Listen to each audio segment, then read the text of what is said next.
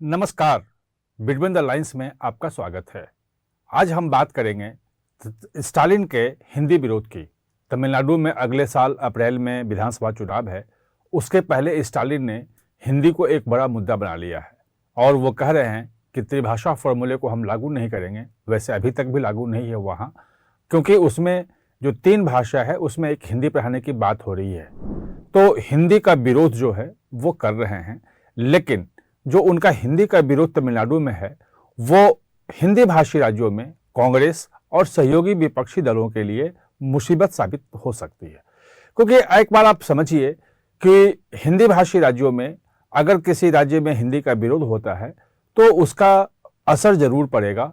और उत्तर प्रदेश में भाजपा ने कांग्रेस और समाजवादी पार्टी के नेताओं से स्टालिन के हिंदी विरोध पर सवाल भी पूछने शुरू कर दिए हैं और उन्होंने कहा है कि समाजवादी पार्टी और कांग्रेस हिंदी विरोध को लेकर जो राजनीति हो रही है उस पर अपनी स्थिति स्पष्ट करे। जाहिर है इनके लिए कुछ भी बोलना थोड़ा मुश्किल है। और यही नहीं, अगर हम तमिलनाडु में भी देखें तो वहाँ भी हिंदी जो विरोध है उसके खिलाफ जो है आवाज़ें उठने लगी हैं। वहाँ जो एक बड़ी कंपनी है, आईटी कंपनी है, उसके जो सीईओ हैं श्रीधर वेम्बू, उन्होंने सवाल उठाया है और उन्होंने कहा है कि उन्हें हिंदी नहीं आती, इसके लिए उन्हें मुश्किल होती है, वो प्रभावित हो रहे हैं और अगर हिंदी आती तो ज़्यादा बेहतर काम कर पाते।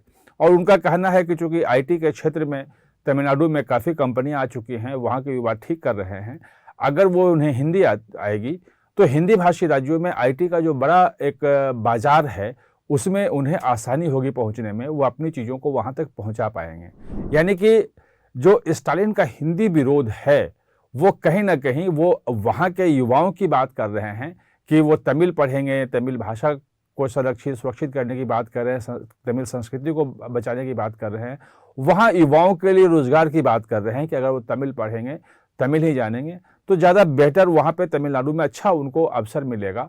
लेकिन जो श्रीधर वेम्बू कह रहे हैं कि अगर तमिल नहीं सिर्फ तमिल जानेंगे, वो अंग्रेजी जानेंगे, हिंदी नहीं जानेंगे, तो भारत में एक बहुत बड़ा बाजार उनके लिए, बहुत बड़ा क्षेत्र उनके लिए अछूता रह जाएगा और इसके लिए वो सफ़र करेंगे। जाहिर है स्टालिन का जो हिंदी विरोध है उसके खिलाफ वहाँ आवाज़ उठ रही है और जो राजनीति है वो यहाँ भी प्रभावित होगी। अब इसी साल अक्टूबर नवंबर में, यानी कि 8 महीने बाद अगर आप जोड़ लें, तो बिहार में चुनाव है। जो विपक्षी गठबंधन है उसको इंडी गठबंधन कहें, INDIA गठबंधन कहें, तो वो उसमें RJD भी शामिल है, उसमें कांग्रेस भी शामिल है और ये दोनों पार्टियां वहां चुनाव में जाएंगी। वहां हिंदी भाषी राज्य है बिहार और निश्चित रूप से भाजपा वहां जो स्टालिन का हिंदी विरोध है उसको भी मुद्दा बनाएगी और उनका जवाब देते हुए उन्हें मुश्किल होगी, उनके लिए बड़ी समस्या हो जाएगी। और हिंदी भाषी राज्य खासतौर पर मध्य प्रदेश, गुजरात, छत्तीसगढ़, ये राजस्थान, गुजरात तो गुजराती भाषी है, तो इन राज्यों में, हरियाणा में, उत्तराखंड में, इन तमाम राज्यों में कांग्रेस जो जहाँ पे भाजपा के खिलाफ है, अगर तमिलनाडु में हिंदी विरोध बढ़ता है तो इनके लिए बहुत मुसीबत साबित हो सकती है। और यही कारण है कि तमिलनाडु में DMK की सहयोगी होने के बावजूद, वहां सरकार में शामिल होने के बावजूद कांग्रेस कुछ नहीं बोल रही है। कांग्रेस हिंदी के मुद्दे को लेकर बिल्कुल चुप है, जबकि हकीकत यह है कि जो हिंदी का विरोध शुरू हुआ था वो कांग्रेस के समय में ही हुआ था।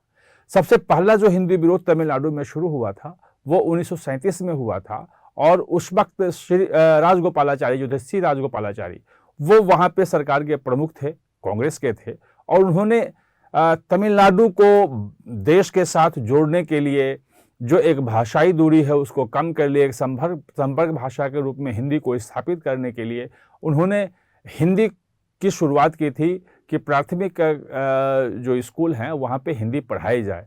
उसका बहुत ज़्यादा विरोध हुआ था और उस विरोध को देखते हुए 2-3 साल के अंदर ही वहाँ के जो ब्रिटिश गवर्नर थे उन्होंने इस आदेश को वापस ले लिया था। दूसरा कि कांग्रेस की सरकार में ही कोठारी कमीशन बना। कोठारी कमीशन ने त्रिभाषा फॉर्मूला पहली बार दिया और 1967-68 में त्रिभाषा फॉर्मूला पूरे देश में लागू हुआ, लेकिन तमिलनाडु में इसको लेकर के एक बड़ा आंदोलन शुरू हो गया। DMK उस आंदोलन की अगुवाई कर रहा था। कांग्रेस के खिलाफ ये आंदोलन था और कांग्रेस में केंद्र की सरकार थी, तो उसको लेकर के वो पूरा आंदोलन चला और वहाँ पे त्रिभाषा फॉर्मूला लागू नहीं हुआ।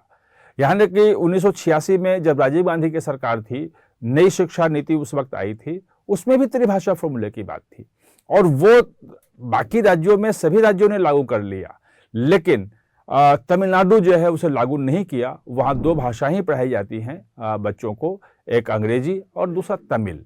अब जो 1920 में नई शिक्षा नीति आई है उसमें वही जो पुरानी 1968 की और 1986 की जो शिक्षा नीति है उसके तहत त्रिभाषा फॉर्मूला है, उसी फॉर्मूले को वहाँ इसमें अपनाया गया है और इस बार उसका विरोध कर रहे हैं। लेकिन जैसे पूरा तमिलनाडु 1937 में एकजुट था, जैसे पूरा तमिलनाडु 1968 में एकजुट था हिंदी के खिलाफ, वो एकजुटता अभी नहीं दिख रही है। वो आपको बता चुके हैं कि वहाँ पे जोहो कंपनी के जो सीईओ हैं, बहुत बड़ी कंपनी है, तो वो विरोध कर चुके हैं। यहाँ तक कि जो आंकड़े बताते हैं वो भी तमिलनाडु में अब हिंदी विरोध के लिए अनुकूल माहौल है, वो उसको साबित नहीं करते हैं, उसके खिलाफ जाते हैं। एक सर्वे है 1919 का है जिसमें ये बताया जाता है कि तमिलनाडु में 25% लोग हिंदी बोलने और समझने वाले हैं। जो चेन्नई जैसे बड़े शहर हैं वहाँ तो 50% ज़्यादा लोग जो हैं हिंदी बोलते समझते हैं, लगभग 20% लोग हिंदी लिख भी सकते हैं। यानी कि हिंदी का विरोध होने के बावजूद तमिलनाडु हिंदी से अछूता नहीं है। वहाँ के लोग धीरे धीरे हिंदी को अपना रहे हैं, स्वतः रूप में अपना रहे हैं। सरकार भले हिंदी ना पढ़ा रही हो उन्हें, लेकिन जो ज़रूरतें हैं देश के बाकी हिस्से में, जो व्यापार करना है, जो नौकरी करना है, जो पढ़ाई करनी है, उसके सिलसिले में वो हिंदी सीख रहे हैं, स्वाभाविक रूप से सीख रहे हैं और वहाँ अपनाया जा रहा है। लेकिन क्या इंडिया गठबंधन के जो बाकी घटक दल हैं, कांग्रेस है, बाकी दूसरे विपक्षी दल जो हैं, जो हिंदी भाषी राज्यों में राजनीति करते हैं, क्या वो इस मुद्दे पर लंबे समय तक चुप रह सकेंगे? लगता नहीं है, क्योंकि अप्रैल में वहाँ चुनाव है, तो उसको देख करके अगले साल अप्रैल में तमिलनाडु में चुनाव है, उसको देखते हुए स्टालिन भले उस मुद्दा बना रहे हैं, लेकिन अक्टूबर नवंबर में जो बिहार में चुनाव है वो विपक्षी गठबंधन के लिए ये हिंदी विरोध भारी साबित होगा और हो सकता है, और अगर ये मुद्दा बना तो सफाई देते नहीं बनेगी और उसका खामियाजा कहीं ना कहीं हो सकता है कि चुनावी राजनीति में भी उठानी पड़े, क्योंकि भाषा एक संवेदनशील मुद्दा होता है और भाषा के प्रति लोगों का जो लगाव होता है वो संवेदना के स्तर पर जुड़ा होता है। उसका विरोध जो है वो लोग दिल पे लेते हैं और फिर वो एक मुद्दा बन जाता है। इसीलिए आप देखेंगे कि हिंदी के तमाम विरोध के बावजूद जो भाजपा के बड़े नेता हैं वो बड़े संभल के आगे चल रहे हैं। जो शिक्षा मंत्री धर्मेंद्र प्रधान हैं वो कह रहे हैं कि भाई बच्चों के हित के लिए है कि अधिक से अधिक भाषाएं सीखें और तमिल का कहीं विरोध नहीं है। एक अतिरिक्त भाषा अगर सीख लेते हैं तो उसमें कोई हर्ज नहीं है, बच्चों पे कोई बोझ नहीं पड़ेगा। इस बात को वो समझ नहीं रहे हैं। अभी पिछले दिनों 2 दिन के लिए अमित शाह तमिलनाडु में थे। एक कोयम्बटूर में उन्होंने कार्यालय का उद्घाटन किया, भाजपा के जिला कार्यालय का, 3 जिला कार्यालयों का उद्घाटन किया कोयम्बटूर से, और वहीं ईशा फाउंडेशन के कार्यक्रम में भी थे। और दोनों जगहों पे जब अमित शाह बोलने के लिए खड़े तो सबसे पहले उन्होंने तमिल नहीं बोल पाने के लिए माफ़ी मांगी। उन्होंने कहा कि मुझे तमिल नहीं आती है, इसके लिए मैं माफ़ी चाहता हूँ। और तमिल कितनी पुरानी भाषा है, दुनिया की सबसे पुरानी भाषा है, कितनी समृद्ध भाषा है, उसकी सांस्कृतिक विरासत कितनी बड़ी है, तमाम चीज़ें उन्होंने कही। यानी कि भाषा के प्रति सम्मान जो है वो भाजपा के बड़े नेता वो लगातार दिखा रहे हैं और खासतौर पर तमिल भाषा के प्रति भी जो सम्मान है वो दिखा रहे हैं। वहीं स्टालिन जो है वो हिंदी के खिलाफ जो उन्होंने एक तेवर अपनाया है वो कहीं ना कहीं से हिंदी को अपमानित करने के तक पहुंच जा रहा है। और उन्होंने ये बयान दे दिया कि हिंदी के कारण जो बोलियां थी हिंदी भाषी क्षेत्रों में वो तमाम बोलियां ख़त्म हो गईं। वो चाहे भोजपुरी हो, चाहे ब्रज हो, चाहे अवधी हो, खड़ी बोली हो, तमाम जो बोलियां बुंदेलखंडी हो, ये तमाम बोलियां ख़त्म हो गई। भाई ऐसा तो है नहीं कि बोलियां ख़त्म हो गई। दरअसल हिंदी जो भाषा है वो कहीं उस ढंग से बोली नहीं जाती, एक बहुत करीब माने तो खड़ी बोली के नज़दीक ये पहुँचती है। हिंदी इन तमाम जगहों पे एक संपर्क भाषा के रूप में विकसित हुई, इन्हीं बोलियों से मिलकर के हिंदी बनी है। तो ये जो एक भ्रम फैलाने की कोशिश कर रहे हैं कि अगर हिंदी आई तो तमिल खत्म हो जाएगी, जैसे यहाँ भोजपुरी खत्म हो, जैसे अवधी खत्म हो गई, तो ये बात किसी के गले नहीं उतर रही है। और जो विपक्षी गठबंधन के जो समर्थक, जो विद्वान हैं, जो पत्रकार हैं, वो भी इसका विरोध कर रहे हैं कि ये तर्क कहीं ना कहीं गलत है और इस तर्क के सहारे हिंदी के विरोध को सही नहीं साबित किया जा सकता है। जो बोलियां खत्म हो रही हुई अपनी समस्याएं हैं, पूरी दुनिया में समस्या है। बोलियों के संरक्षण के लिए सरकारें बहुत काम कर रही हैं, लेकिन देश को एक सूत्र में पिरोने के लिए, देश की एकता को मजबूत करने के लिए जो एक संपर्क भाषा के रूप में हिंदी की बात जो आज़ादी के आंदोलन के समय में से हो रही है, जो दक्षिण भारत के जो बड़े नेता आज़ादी के आंदोलन के समय में रहे हैं, उन्होंने ही हिंदी को आगे बढ़ाने, संपर्क भाषा के रूप में आगे बढ़ाने की बात की है। जैसे मैं चर्चा कर चुका हूं कि सी राजगोपालाचारी तमिलनाडु के मुख्यमंत्री थे, उस वक्त 1937 में बने थे। उन्होंने वहाँ पे हिंदी को पहली बार जो प्राथमिक जो विद्यालय है उसमें इंट्रोड्यूस करने की कोशिश की थी ताकि वहाँ पे हिंदी सीख सकें।